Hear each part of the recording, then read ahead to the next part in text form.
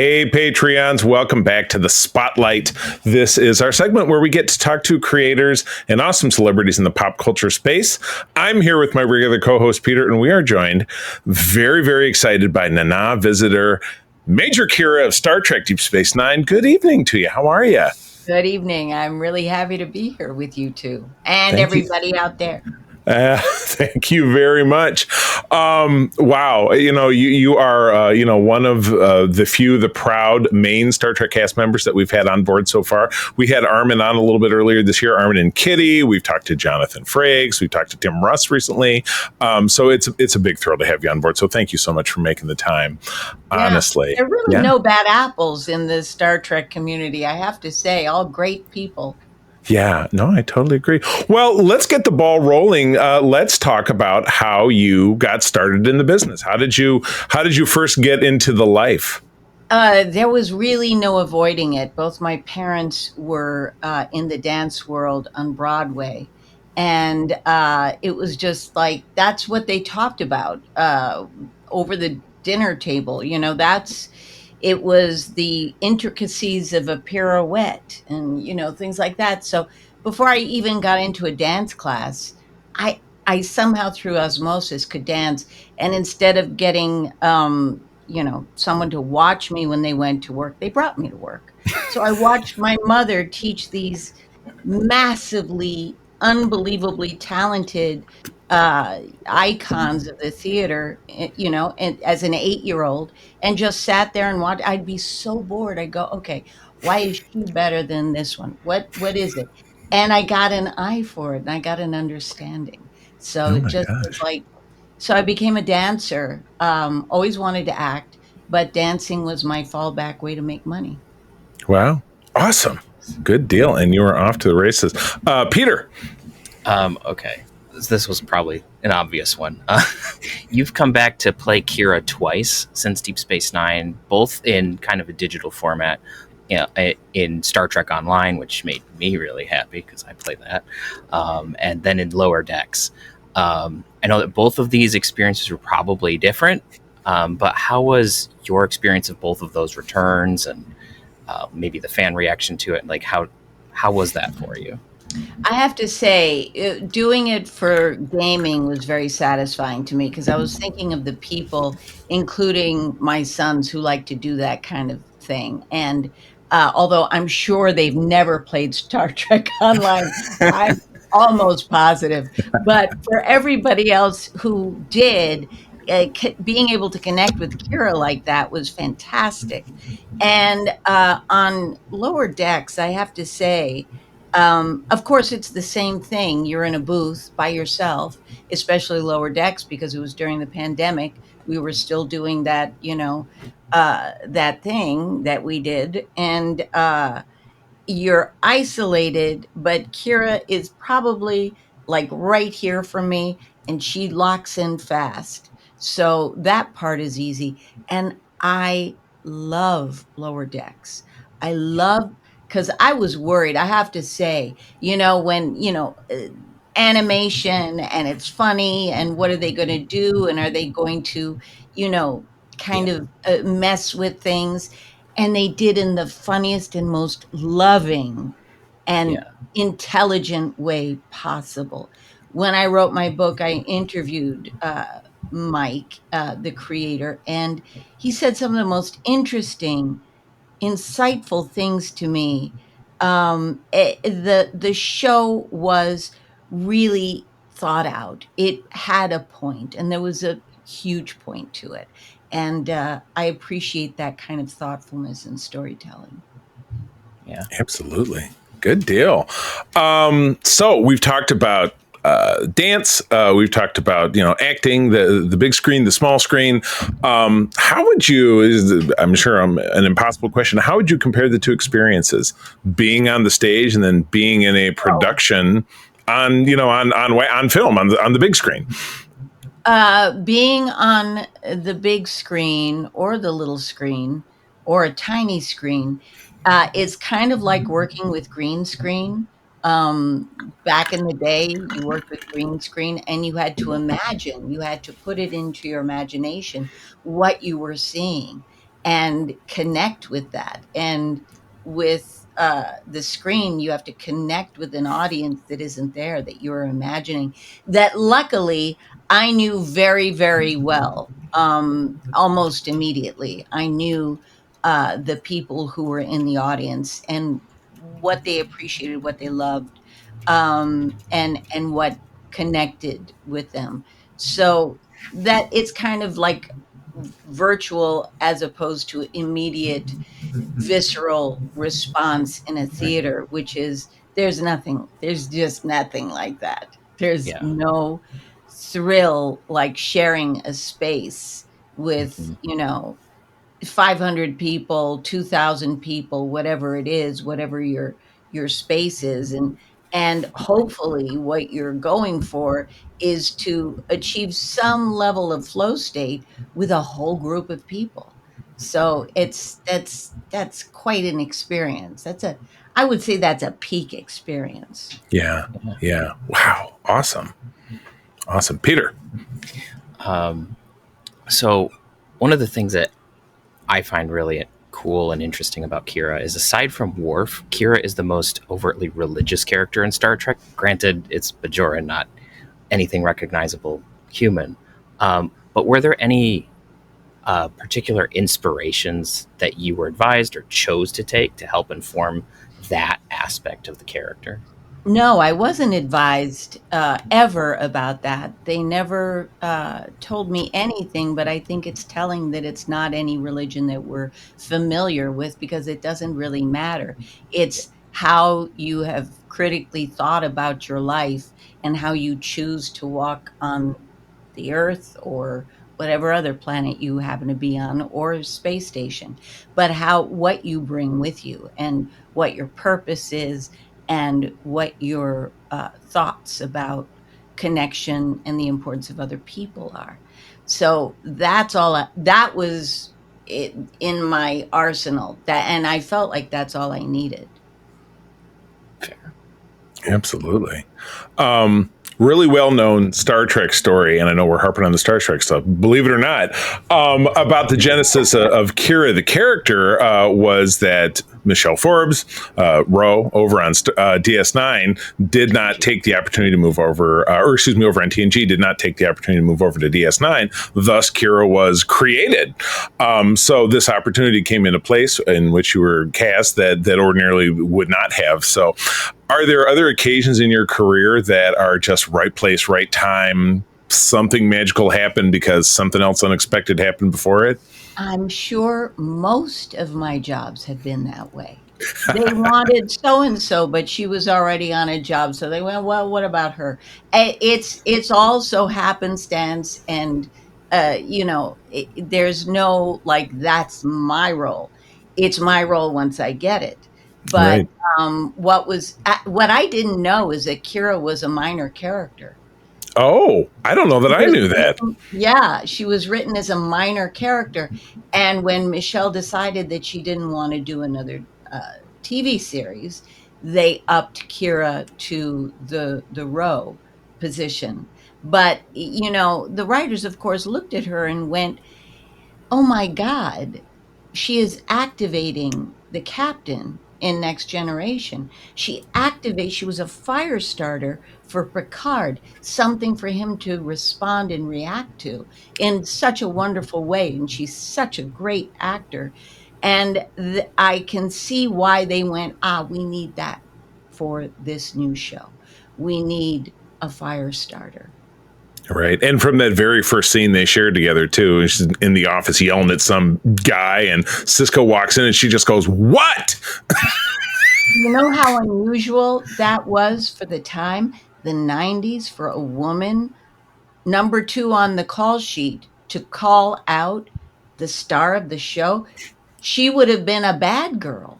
She Yeah, would exactly. have been or dead by the end of the show. Yeah, But right. she was one of the regular characters, and she was allowed to be angry. It was amazing. It was Yeah. amazing. God, I know. And I was blown away. I was 17 when that show came on, January of '93. I was in high school, and was just blown away by that character. Hey, Secret Friends Unite, let me tell you about Zencaster. We use them for our show, and now they're supporting us. Zencaster is now the all-in-one solution making podcasting easy. It's the ultimate web-based podcasting solution, provides high-quality audio and video podcast production and hosting. With a full suite of professional tools, podcasters can seamlessly record, produce, and publish studio-quality content, all from one dashboard. Being a creator has never been easier. And we chose Zencaster because of the ease of use, high quality output, and it makes it super easy for our guests to come on. We had multiple solutions we tried before, and Zencaster has just been the best fit for us. Why Zencaster? It's now super easy to record a podcast with Zencaster. Log in using your browser and start recording a high-quality podcast right away. Record studio-quality sounds and up to 4K video with your guests.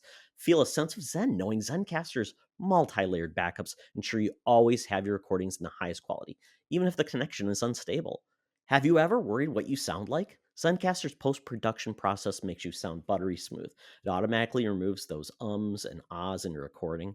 It removes those awkward pauses in conversation too. Set the right podcast loudness and levels while reducing background noise with the click of a button. So if you're interested in making an easy, high-quality podcast just with the click of a browser button, go to Zencaster.com/pricing and use my code SFU1. You'll get 30% off your first month of any Zencaster paid plan. I want you to have the same easy experiences I do for all my podcasting and content needs. It's time to share your story. Now back to the show. Right from that moment. And on the regular Star Trek show that Peter and I host bi-weekly, we have just started the 7th season of Deep Space Nine. So we've been going through all the shows individually. And I know I remarked when we were recording it, I said, I can't think of another season of another Star Trek show where there was not one duff episode. Like everything was really just so very on point. And Kara was such a huge part of that, particularly that last arc, that last 10 episode arc, to wrap things up. But anyway, we'll get more back into that later. But Peter, you. Okay.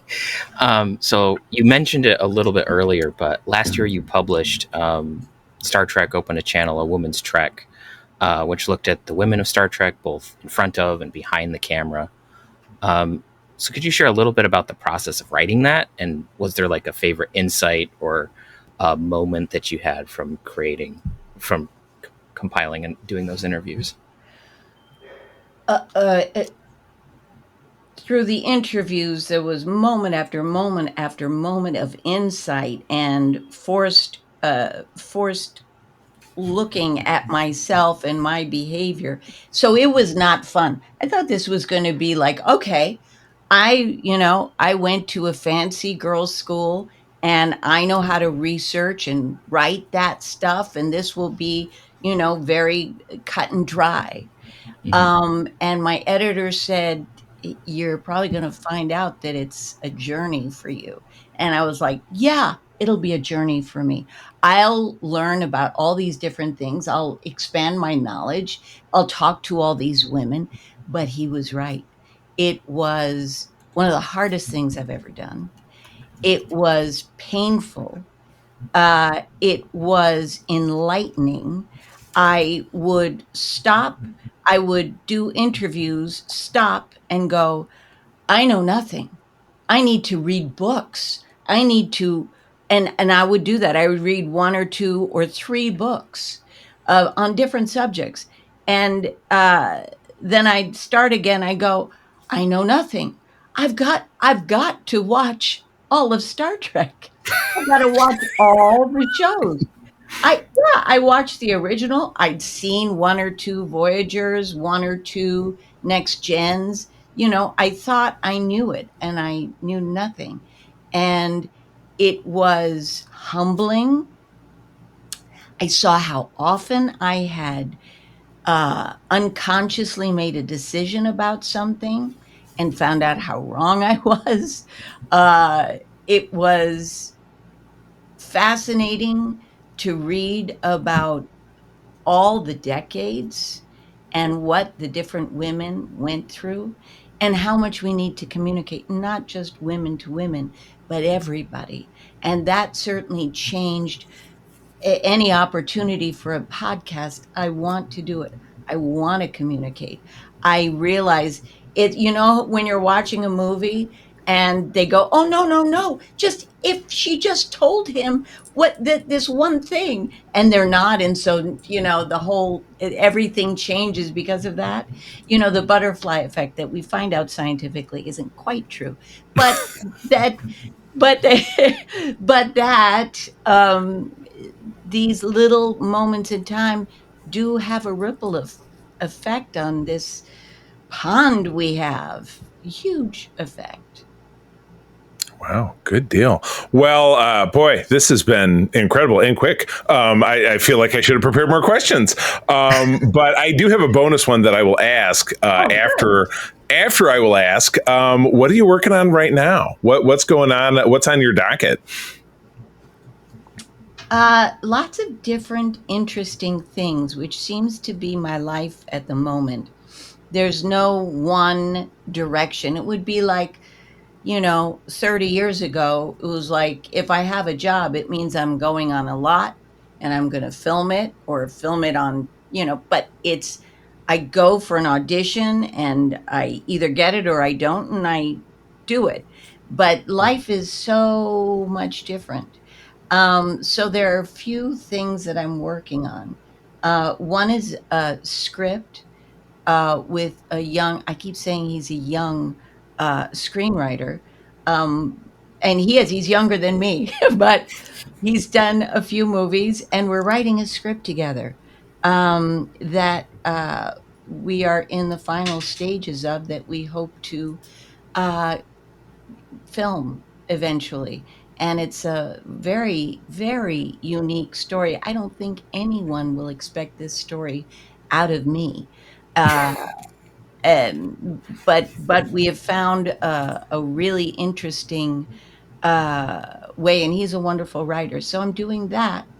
I also have a huge interest in the brain and how thoughts that we drop into our brain and think over and over again form synapses, and that eventually forms patterns, and then that eventually forms ways of being, and eventually can become our character. And I think that actors aren't given enough awareness, young actors, of how that can affect you. And I'm very interested in writing a book about how protocols to help protect the brains and nervous systems of actors who maybe for 7 years play a very traumatized character. Yeah. Wow.